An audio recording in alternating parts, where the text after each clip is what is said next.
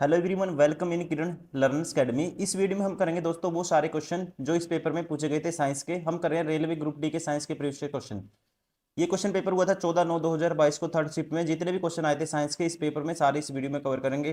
First question है, on the increasing the potential difference applied across a conductor at constant temperature dash. तो current पे क्या impact पड़ेगा? Current पे क्या इंपैक्ट पड़ेगा दोस्तों, ध्यान रखेंगे। जब आप वोल्टेज को, पोटेंशियल डिफरेंस को इंक्रीज कर दोगे तो ड्रिफ्ट वेलोसिटी बढ़ जाएगी, ठीक है ना। मतलब कि इलेक्ट्रॉन का जो फ्लो है करंट का वो क्या हो जाएगा, ठीक है, वो हो जाएगा इंक्रीज। इसकी वजह से क्या होगा, करंट इंक्रीज हो जाएगा। Option 4 is correct. Question number 2, which of the following statement is correct with respect to Newland law of octave. Law of octave कहता है, अगर आप, ठीक है, एटम्स को या एलिमेंट को इंक्रीजिंग ऑर्डर में अरेंज करोगे, देयर एटॉमिक मासेस के इंक्रीजिंग ऑर्डर में क्या करोगे, अरेंज करोगे, जो फर्स्ट एलिमेंट है दोस्तों उसकी प्रॉपर्टी सिमिलर होंगी एट्थ एलिमेंट के, ठीक है ना। ये क्या कहता है, लॉ ऑफ ऑक्टेव। ऑक्टेव इसकी है डेफिनेशन थी। अब कहता है कौन सा इसमें से, which of the following is correct, Newland law of octave correct बताना आपको, इनमें से कौन सा है, ठीक है। Newland law of octave worked well with lighter element only. दोस्तों ये पहली स्टेटमेंट क्या है, ट्रू है। इसका जो नियम था ये लागू होता था सिर्फ जो एलिमेंट क्या थे, हल्के थे, लाइटर थे, ठीक है। हैवी पे इसका जो नियम था, ये रूल अप्लाई नहीं होता था, ठीक है। और टोटल इसके अकॉर्डिंग इसने एज्यूम किया था कि नेचर में कितने 56 एलिमेंट एग्जिट करते हैं बस, ठीक है। तो पहले ही ठीक हो गया, Newland law of octave worked well with lighter element ठीक है। तो न्यूलैंड का जो अष्टम नियम है केवल हल्के तत्वों के लिए ही ठीक लागू हो पाया। Option first is correct. Question number 3, parenchyma tissue is the most common simple permanent tissue in plants. Why is it known has chlorenchyma and aerenchyma in some plants. ठीक है, कहता है जो मृदलक है, हिंदी में पढ़ देता हूँ। पौधों में सामान्यतः पाया जाने वाला सरल स्थायी उत्तक है। कुछ पौधों में इसे हरित उत्तक जिसे क्लोरोकाइमा बोलते हैं और वायु तक क्यों कहा जाता है, ठीक है, वायु तक क्यों कहा जाता है। पहला है chlorenchyma has air spaces. Air spaces दोस्तों इसमें नहीं होता, ठीक है, ये किसमें होता है, एरन काइमा में। Chlorenchyma has chlorophyll of for photosynthesis, ये ठीक है दोस्तों, ठीक है। इसमें क्या होती है, हैज क्लोरोफिल फॉर फोटोसिंथेसिस। और एरन काइमा में क्या होता है, एयर का जो स्पेस होता है, ठीक है ना। And help them to float, जो इनको क्या करने में, फ्लोट करने में हेल्प करता है। सेकंड क्या है, करेक्ट है। Question number 4, in preparation of NaOH sodium hydroxide by electrolyte method which solution is used. ठीक है, इसकी प्रिपरेशन में कौन सा मेथड या कौन सा सॉल्यूशन यूज किया जाता है इसमें, इन प्रिपरेशन ऑफ NaOH। तो इसमें सॉल्यूशन बताना है, ठीक है। तो इसमें जो सॉल्यूशन होता है दोस्तों ये होता है NaCl, ठीक है। अगर आपको क्या ऑब्टेन करना है, NaOH Cl2H2, इन सब में ब्रिन सॉल्यूशन का यूज किया जाता है। Brine solution means NaCl solution, ठीक है, sodium chloride solution. Option 4 is correct, इसे बोलते हैं brine solution. Question number 5, a rainbow is observe due to refraction of the sunlight through a rain drops. This implies that, कहता है वर्षा की बूंदों के माध्यम से सूर्य के प्रकाश के अपवर्तन के कारण इंद्रधनुष देखा जाता है। इसका अर्थ यह है कि, इसका अर्थ क्या है ये आपको बताना है, ठीक है।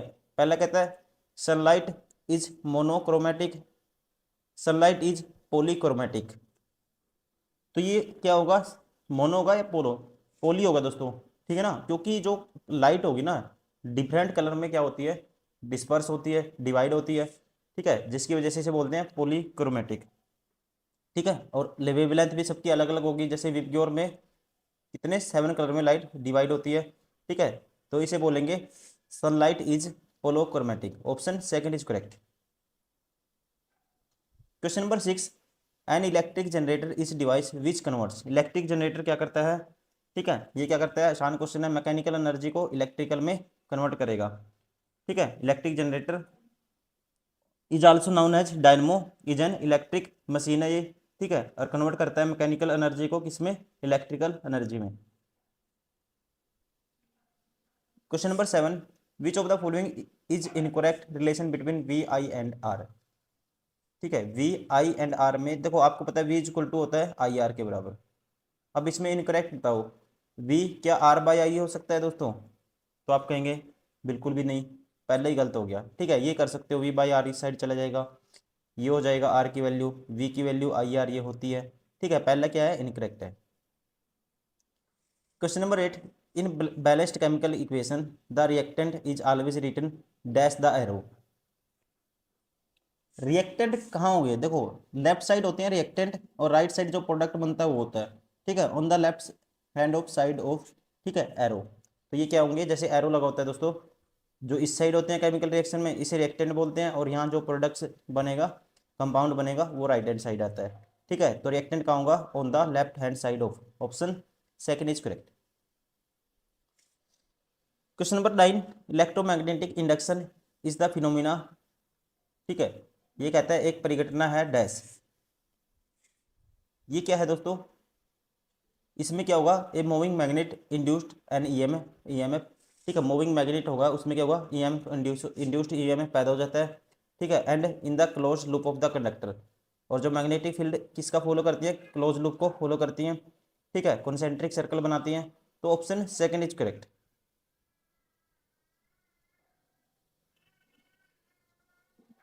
Question number 10, we can obtain an image that is real and equal size when the object is placed dash of a dash mirror.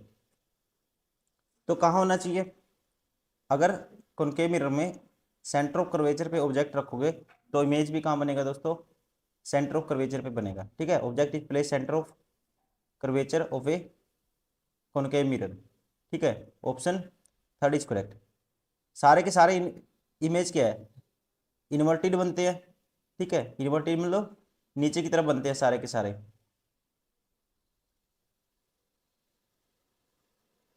Question number 11, what are the group members of halogens and carbon family respectively in the modern periodic table। ठीक है, कहता है आधुनिक आवर्त सारणी में halogen और carbon परिवार के समूह क्रमांक क्रमशः क्या हैं। ठीक है, तो ये है दोस्तों, ध्यान रखेंगे, ऑप्शन कौन सा होगा इसका, हैलोजन किस में आते हैं, 17 ग्रुप में आते हैं, और जो ये कार्बन आते हैं किस में आते हैं, ठीक है, 14 में आते हैं। Option second is correct. आधुनिक आवर्त सारणी में हैलोजन और कार्बन परिवार के समूह क्रमांक क्रमशः है, कौन सा, halogen 17, carbon 14, option second is correct. Question number 12, in human the sex of the offspring is determined by. ठीक है, सेक्स का किससे पता चलता है, तो ये पता चलता है किससे दोस्तों, कौन डिसाइड करेगा, पैटर्नल क्रोमोसोम। ठीक है ना, ऑप्शन सेकंड इज करेक्ट, क्योंकि जो आदमी के पास क्या एक्स और वाई दोनों होते हैं, ठीक है, फीमेल के लिए एक्स एक्स, तो इसके जो ये दोनों डिसाइड करेंगे कि वो बेबी क्या होगा, लड़की होगी या लड़का होगा। Question number 13, which of the following carry या carries digested and absorb fat from the intestine. ठीक है, इनमें से कौन सा आंत से पचे हुए और अवशोषित वसा का परिवहन करता है। ठीक है, तो ये कौन करता है दोस्तों, ये करता है लिम्फ। ठीक है, जिसे बोलते हैं लसिका, ऑप्शन थर्ड इज करेक्ट।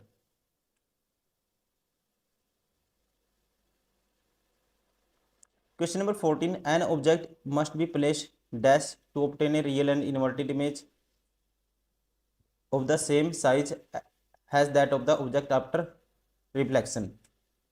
ये क्वेश्चन रिपीट हो चुका है दोस्तों, अगर सेम साइज की इमेज चाहिए तो ऑब्जेक्ट कहाँ होना चाहिए, सेंटर ऑफ कर्वेचर पे। ठीक है, कॉनकेव मिरर में, option second is correct. Question number 15, the Norman Borlaug national excellence award is given of the excellence in which of the research field. ठीक है, कहते हैं नॉर्मन बोरलॉग राष्ट्रीय उत्कृष्ट पुरस्कार किस शोध क्षेत्र में उत्कृष्टता के लिए प्रदान किया जाता है। तो ये दिया जाता है, ध्यान रखेंगे आप, किसमें दोस्तों, एग्रीकल्चर साइंसेज में, ऑप्शन फर्स्ट इज करेक्ट। किस में दिया जाता है, एग्रीकल्चर रिसर्च में। Question number 16, which of the following reaction is not a combination reaction. Combination में क्या होगा, ठीक है, दो मिलके एक प्रोडक्ट बनाएंगे। ठीक है, दो सब्सटेंस मिलके, दो रिएक्टेंट मिलके एक कंपाउंड बनाएंगे। ठीक है, इसमें एक बना है, यहाँ भी एक बना है, यहाँ एक बना है। दोस्तों यहाँ एक से दो बन गए। ठीक है, ये कॉम्बिनेशन का रिएक्शन मतलब कि एग्जाम्पल नहीं है। ठीक है, ये कॉम्बिनेशन रिएक्शन नहीं है, क्योंकि कॉम्बिनेशन में दो कंपाउंड मिलकर एक बनाते हैं। यही पूछा इसने, कौन सा कॉम्बिनेशन का एग्जाम्पल नहीं है। ठीक है, कौन सी नहीं है combination reaction, option 4 is correct. ठीक है, ये किसका एग्जाम्पल है, डिकम्पोजिशन रिएक्शन का। डिकम्पोजिशन में किस क्या बनाएंगे दोस्तों, एक से दो बन जाएंगे कंपाउंड। ठीक है, एक से दो बनेंगे। Question number 17, which of the following compound does not belong to the same homologous series. ठीक है, होमोलॉजस सीरीज को हम डिफरेंशिएट करते हैं CH2 ग्रुप से। ठीक है, किससे, CH2 ग्रुप से हम इसको डिफरेंशिएट करते हैं। ये कौन सा इसका एग्जाम्पल नहीं है, ये आपको बताना है। मतलब कि होमोलॉजस सीरीज में CH2 ग्रुप से डिफरेंशिएट करोगे दोस्तों 1:2 बनना चाहिए कार्बन और हाइड्रोजन का। ये देखो 1:2 बनता है 4 और 8 का, यहाँ भी 5 10 का 1:2 बनता है, यहाँ भी 1:2 बनता है, यहाँ 1:2 नहीं बनेगा। ठीक है, तो ये क्या है, होमोलॉजस सीरीज से बिलोंग नहीं करता, option 4 is correct. Question number 18, which of the following colour precipitates is formed when lead nitrate and potassium iodide are mix together. ठीक है, कौन सा कलर बनेगा, ठीक है, प्रेसिपिटेट मतलब किस कलर का जो प्रेसिपिटेट बनेगा जब आप इनको क्या करोगे, इनकी मिक्स करोगे, किसको, lead nitrate and potassium iodide को। तो दोस्तों ध्यान रखोगे, जब भी आप, ठीक है, जब भी आप लेड नाइट्रेट इसमें ऐड करोगे पोटेशियम आयोडाइड में सॉल्यूशन में, तो एक येलो सॉलिड बनता है, येलो सॉलिड बोलते हैं इसको, और इसी को बोला जाता है सॉलिड को, जो सॉलिड बनता है, ठीक है, येलो टाइप का प्रेसिपिटेट। ठीक है, इसका कलर क्या होता है, yellow, option first is correct. Question number 19, which of the following is the most environment friendly method of decomposing of organic waste. कहते हैं जैविक कचरे के निपटान का इनमें से कौन सा पर्यावरण के सर्वाधिक अनुकूल है। ठीक है, अनुकूल बताना है। पहला कहता है composting, incineration, development of value added products, landfills. ठीक है, तो सबसे जो बेस्ट होता है दोस्तों ये कौन सा होता है, ये होता है कंपोस्टिंग। ठीक है, ये डिग्रेडेशन की एक प्रोसेस होती है कंपोस्टिंग। इसमें क्या है, नेचुरली जो होगा डिग्रेडेड हो जाएंगे दोस्तों। ठीक है, और क्या बनेगा, ऑर्गेनिक मैन्योर बनेगा। ठीक है, ये खाद टाइप का होता है, और ये क्या है, नेचुरली क्या होंगे, ब्रेक हो जाएंगे सोइल में, और जो मैन्योर बनेगा इससे, ठीक है, वो किस में काम आता है, वो काम आता है ग्रोथ ऑफ प्लांट्स में। ठीक है, तो ये होता है बेस्ट जो इनका होता है वेस्ट का यूज करने का तरीका, composting. Question number 20, an object is placed on the principal axis of a convex lens at point beyond 2f1, it's image formed is. Convex lens के केस में, ठीक है, कॉन्वेक्स लेंस के केस में अगर आप क्या रखोगे, 2f से परे रखोगे दोस्तों, 2f के बाद मतलब कि 2f मतलब सेंटर ऑफ कर्वेचर से आगे रखोगे कहीं लेफ्ट साइड में, आप रख सकते हो इन्फिनिटी या इन्फिनिटी, ये हो गया मान लो 2f, यहाँ रख सकते हैं इन दोनों के बीच में, या फिर इन्फिनिटी पे होगा। ठीक है, अगर यहाँ एक तो देखो ये है मान लो कन्वेक्स लेंस, ठीक है, ये है कन्वेक्स लेंस,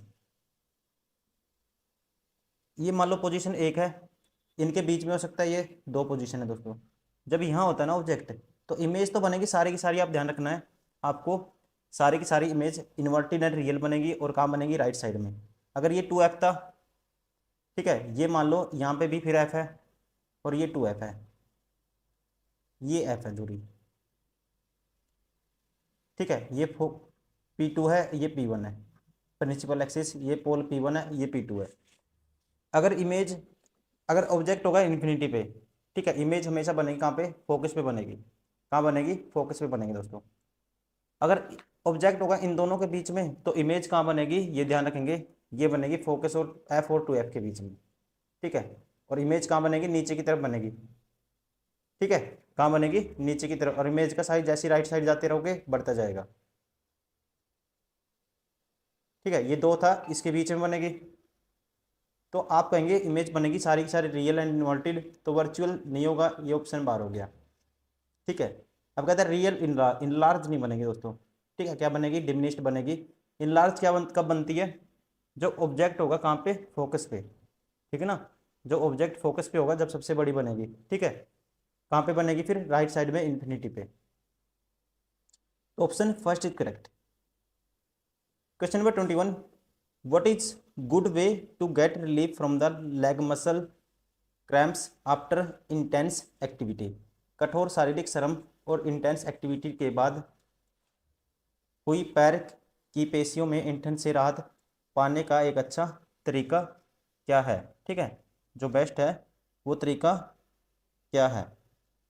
पहला कहता है अप्लाइंग ए पेन रिलीवर ऑइंटमेंट, दर्द निवारक मरहम लगाना। दूसरा कहता है आइस पैक को पैरों पर रगड़ना, गर्म पैड से हल्की मालिश करना। तो इनमें से जो बेस्ट होगा ये है gentle message with warm pads, गर्म पैड से हल्की मालिश करना। ठीक है, ये बेस्ट होगा दोस्तों, option third is correct. Question number 22, which of the following statement is correctly describes water transport in plants. ठीक है, कौन सा बेस्ट तरीके से इसको क्या करता है, सही ढंग से वर्णन इसका करता है, ये आपको बताना है। पहला कहता है वह प्रक्रिया जिसके द्वारा जल को जड़ों की जाइलम कोशिकाओं से खींचकर पत्तियों तक ले जाया जाता है। दूसरा कहता है वह प्रक्रिया जिसमें रंध्रों द्वारा जलवाष्प के रूप में जल की हानि होती है वाष्पोत्सर्जन कहलाती है। ठीक है, तो ऑप्शन सेकंड दोस्तों ये ठीक है। The process in which loss of water takes place in the form of water vapour through stomata is called transpiration, इसे बोलते हैं ट्रांसपीरेशन। ठीक है, ये क्या है, बेस्ट रिप्रेजेंट करता है, डेमोस्ट्रेट करता है वाटर ट्रांसपोर्ट को। ठीक है, प्लांट के अंदर, option second is correct. Question number 23, which of the following industries does not use washing soda. ठीक है, कहता है इनमें से किस उद्योग में दावन सोडा का उपयोग नहीं किया जाता है। ठीक है, दावन सोडा का उपयोग इनमें से किस इंडस्ट्री में नहीं होता है। दावन सोडा कौन सा होता है दोस्तों, सबसे पहले तो पता होना चाहिए सोडियम कार्बोनेट। ठीक है ना, सोडियम कार्बोनेट को बोलते हैं दावन सोडा। इसका फॉर्मूला होता है Na2CO3। क्या होता है, Na2CO3। और इसका यूज नहीं होता कॉस्मेटिक में। ठीक है, किसके में यूज नहीं होता, कॉस्मेटिक में, क्योंकि इसका यूज मोस्टली किया जाता है एज ए क्लीनिंग एजेंट की तरह। ठीक है ना, और मैन्युफैक्चर ऑफ बोरेक्स, मतलब कि जो भी सोडियम के कंपाउंड हो गए उनको बनाने में इसका यूज होता है, इसलिए कॉस्मेटिक में इसका यूज नहीं होता। Option four is correct. बाकी ग्लास में, पेपर इंडस्ट्री, सोप, इनमें सब में इंडस्ट्रीज में होता है इसका यूज, इसमें कॉस्मेटिक में नहीं होता। Question number 24, in electrical geyser dash energy is converted to dash. ठीक है, इलेक्ट्रिकल गीजर में क्या होगा, इलेक्ट्रिकल गीजर में इलेक्ट्रिक एनर्जी कन्वर्ट होती है किसमें, हीट एनर्जी में, तब पानी गर्म होता है। Option first is correct. ठीक है, और ये किस पे, कौन से प्रिंसिपल पे काम करता है, जूल हीटिंग पे।